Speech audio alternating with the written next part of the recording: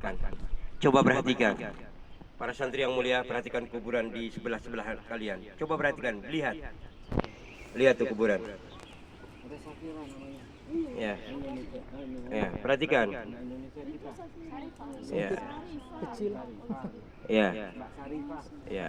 Salah satunya sama Mbak Sarifah almarhumah orang Indonesia. Ya. Oke, baik. Berarti lahir di Indonesia, meninggal wafatkan dikuburkan di Hong Kong. Perhatikan baik-baik. Coba perhatikan. Kuburan itu kelihatan tenang, betul? Betul.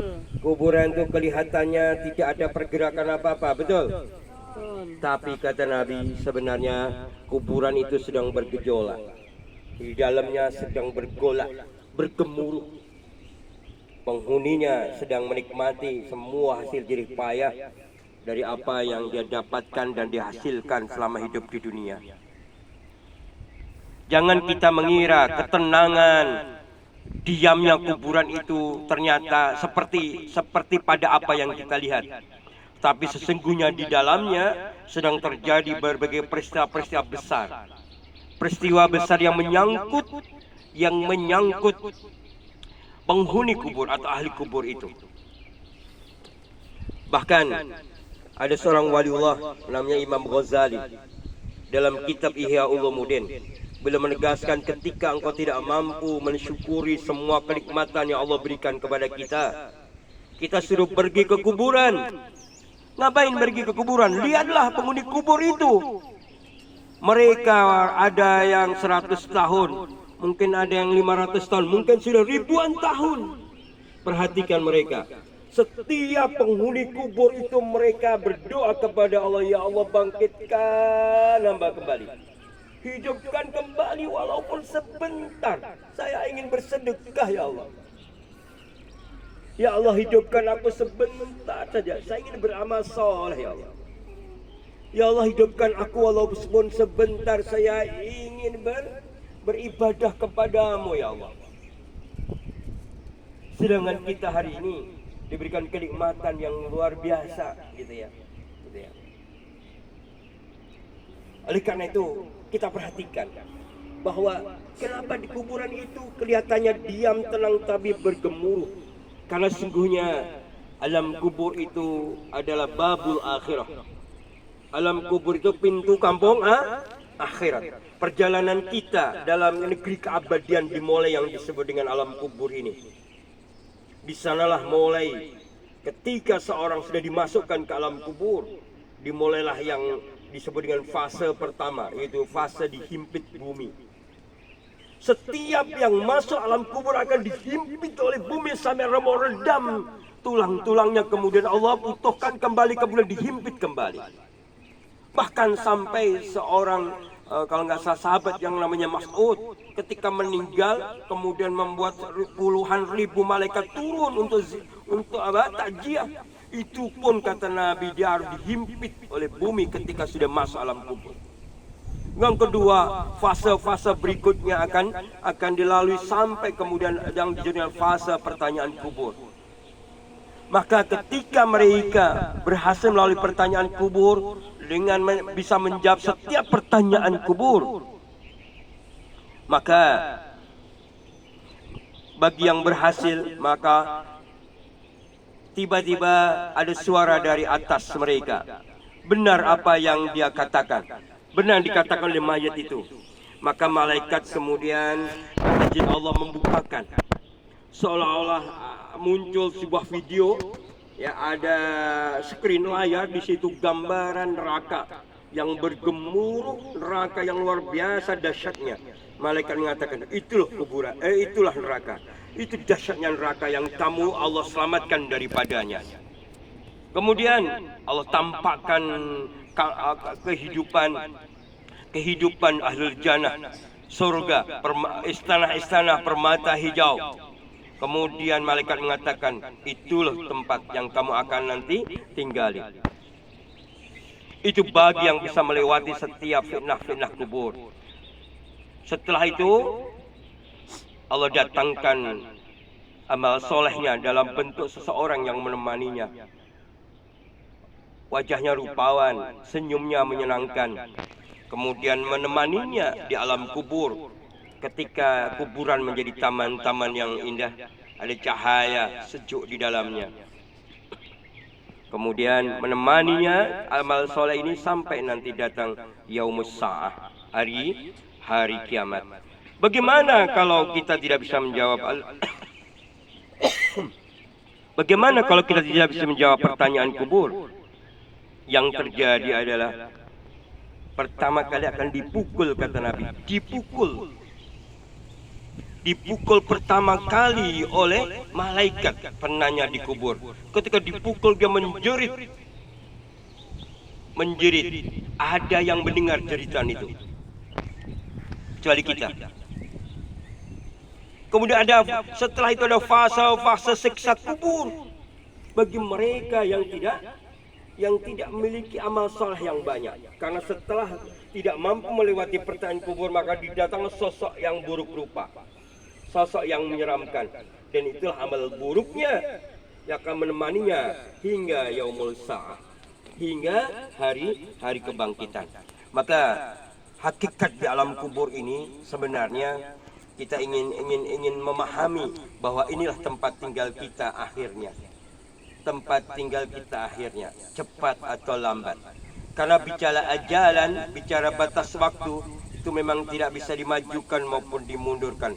Ketika sudah datang ketetapan, kita tidak bisa lari kemana-mana. Baik sehat maupun sakit, baik berdiri maupun duduk, baik dalam keadaan safar maupun di rumah, baik dalam keadaan tidur maupun dalam keadaan terjaga.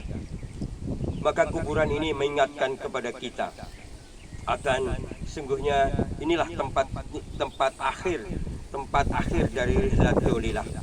Dan kita berharap kuburan yang nanti kita huni menjadi taman-taman yang indah. Amin. Kita berharap kepada Allah menjadikan kuburan kita menjadi tempat yang lapang, Amin. sejuk dan bercahaya. Amin. Ya Allah. Dipenuhi dengan taman-taman bunga-bunga yang indah dan menyenangkan. Amin. Sampai kemudian kita diberikan kesempatan untuk beribadah di dalamnya. Apakah mayat di dalam kubur bisa bagi yang punya amal soleh? Kemudian kuburannya dilapangkan, maka dia diberi kesempatan untuk beramal soleh, bisa beribadah kepada Allah sampai yaumus sa'ah, sampai datangnya hari kiamat. Lebih jauh, ketika kita bicara tentang kuburan, kita disebut dengan zikrul maut. Ketika kita melihat kuburan, kita berarti sedang zikrul maut. Zikr itu ingat, maut itu kematian. Bagaimana zikrul maut? Akan disampaikan oleh Kiai Sepuh kita.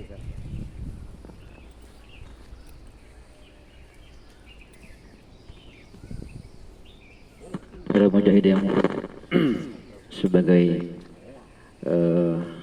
muhasabah singkat tentang zikrul maut, ada sebuah lagu ya, nazam yang biasa kita baca, benar bisa menjadi perenung kita bersama-sama. Kalimatnya mungkin sudah tahu semuanya. Bila Israil datang memanggil, jasad terbujur di pembaringan. Bila Israil datang memanggil, jasad terbujur di pembaringan. Seluruh tubuh akan menggigil, sekujur badan kan kedinginan. Seluruh tubuh akan menggigil, sekujur badan dan kedinginan.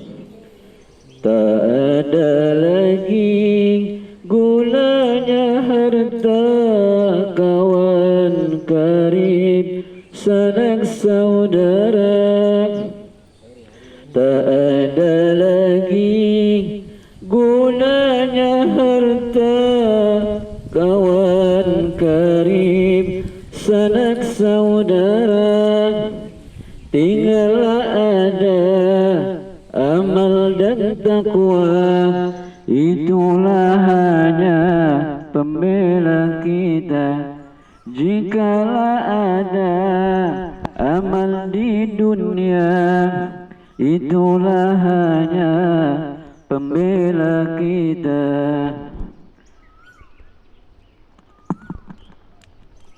Jemaah yang mulia, dalam kitab Bi'alut Talibin, keluarga kita yang sudah wafat, mereka menyeru kita. Mereka menyeru kita,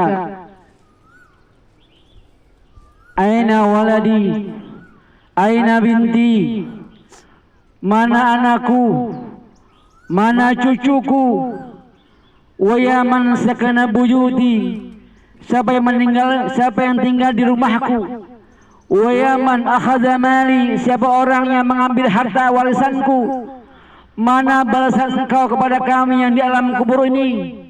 Karena orang mati di dalam kuburnya, mereka menunggu doa-doa kita orang-orang yang masih hidup. Itulah ungkapan orang tua kita, saudara kita dalam kubur, yang mereka minta doa pada kita sekalian. Wa ya man sakana buyuti, kita yang tinggal di rumah orang tua kita, kita yang dapat warisan dari kakek nenek kita, mereka minta apa? Mereka hanya minta doa kepada kita sekalian.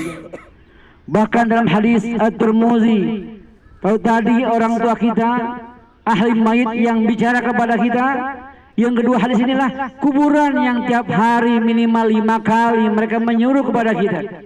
Apa kata kuburan? Ana baitul wahdah, saya adalah rumah sendiri. Sebanyak apapun anak kita, cucu kita, santri kita, tatkala malaikat Israel mencabut nyawa kita, tinggallah kita sendirian di alam kubur. Makanya kubur bilang, ana baitul wahdah, saya adalah rumah sendirian yang hanya ukuran 2 kali 1 meter saja. Hatta orang itu punya rumah hektaran, tapi tatkala innalillahi wa inna ilaihi raji'un, ana baitul wahdah, saya adalah rumah sendirian. Maka temani kami dengan amal soleh yang tadi sudah kami sampaikan. Lalu yang kedua, kuburan bilang kepada kita sekalian, wahai jemaah yang mulia, ana baitul zulmah, saya adalah rumah gelap. Seterang apapun rumah kita di dunia, hatta punya penerang yang sangat mahal, tapi tatkala malaikat Israel menjemput nyawa kita, maka kuburan tidak bisa diterangi dengan lampu neon, lampu macam-macam. Dia adalah rumah yang gelap. Ana baitul zulmah, saya adalah rumah yang gelap. Maka terangi kami, terangi kuburan dengan amal soleh. Apakah itu salat, sedekah, dan yang lainnya.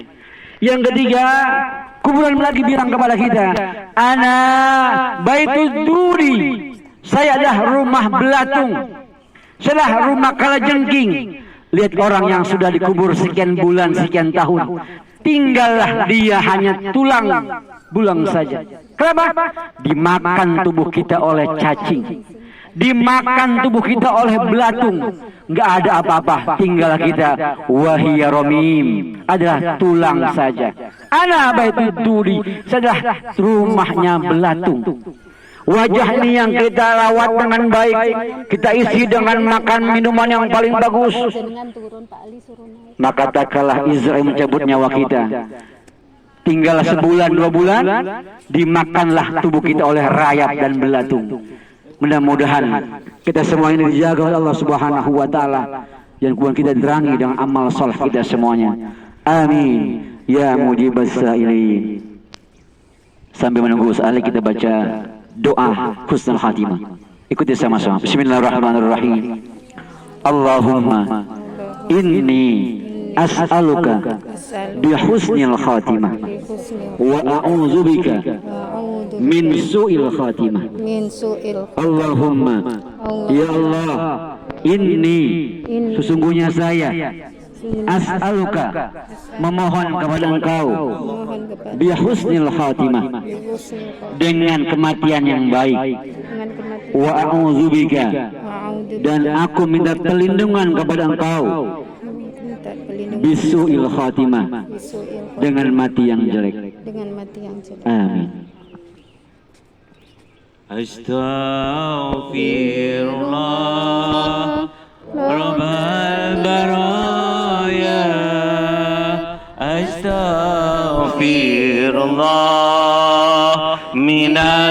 الخطايا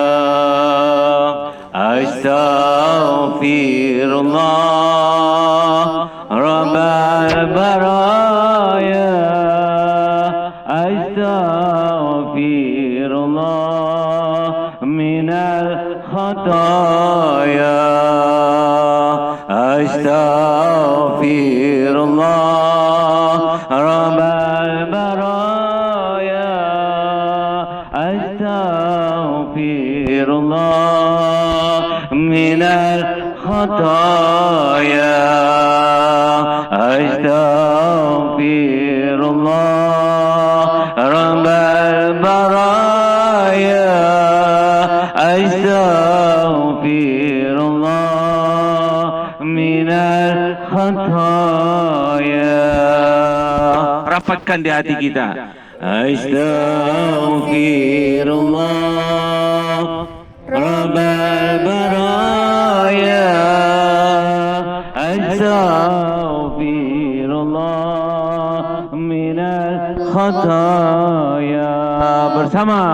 Astaghfirullah. Ya Allah, wafatkan kami husnul khatimah.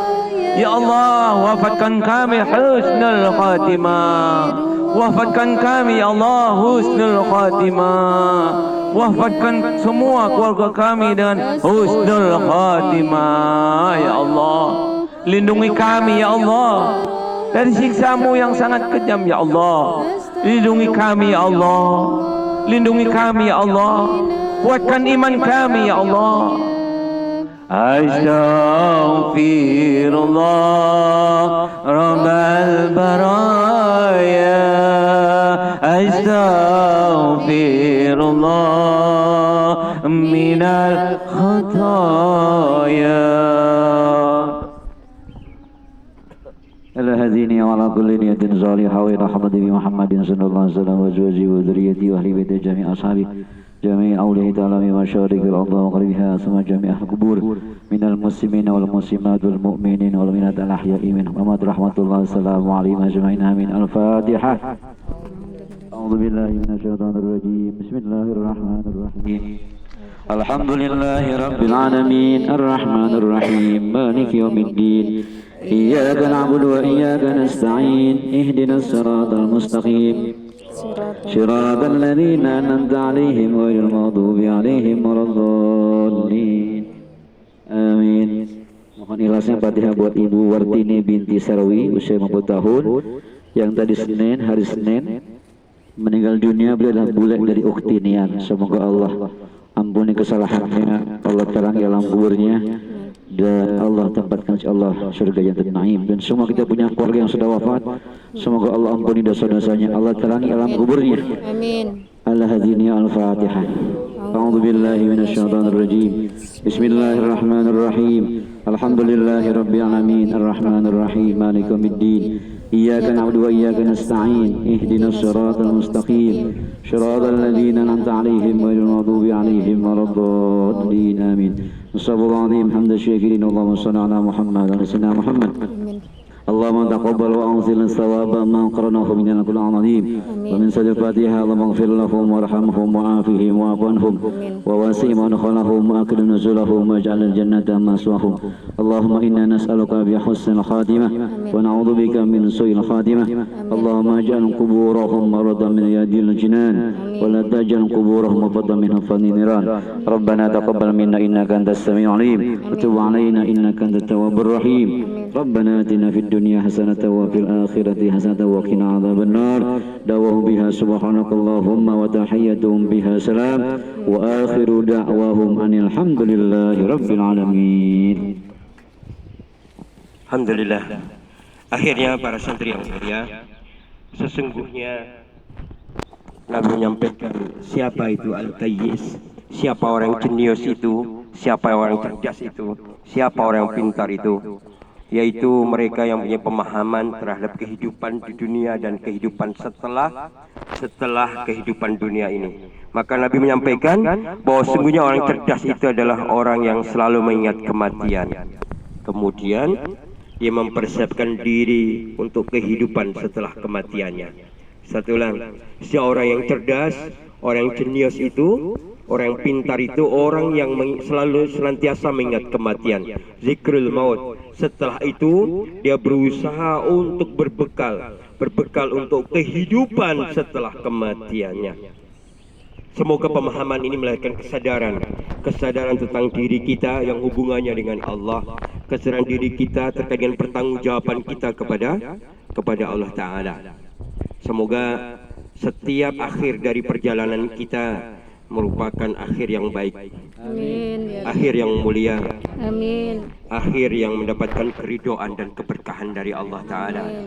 Amin, Allahumma amin. Dengan demikian, rihlatulillah, sebuah episode dari babak perjalanan hidup kita, sebuah apa ya,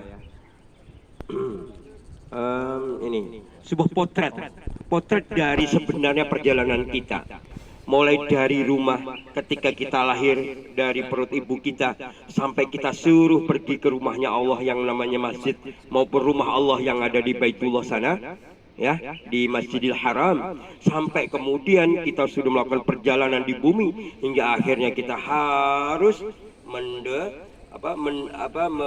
menetap di alam kubur untuk kemudian akan dibangkitkan pada yaumul ba'ats, hari kebangkitan nanti. Sekali lagi Ustaz berharap para asatidah yang hari ini hadir dan para santri sekalian bisa mengambil hikmah, ibrah terbaik dari pelajaran yang hari ini kita lakukan. Kemudian tentunya kata Nabi, kalau kita zikrul maut maka kita akan berusaha untuk senantiasa bertaubat kepada Allah, tidak menunda-nunda amal soleh. Kemudian kalau kita suka zikrul maut menyebabkan kita akan menjadi orang yang senantiasa cerdas untuk memperbanyak bekal bukan untuk kehidupan hari ini, tapi bekal untuk kehidupan setelah kematian kita nanti. Semoga ada kebaikan di dalamnya, semoga ada keberkahan di dalamnya. Akhirnya kami dari para asatidah yang hari ini mengisi, ada kurang lebihnya mohon dimaafkan. Jika ada kebaikannya silahkan ambil, jika ada kesalahan dari kami mohon dimaafkan selapang-lapangnya, gitu ya. Dan akhirnya dari kami tutup dan kami kembalikan kepada pembawa acara atau moderatornya, ya.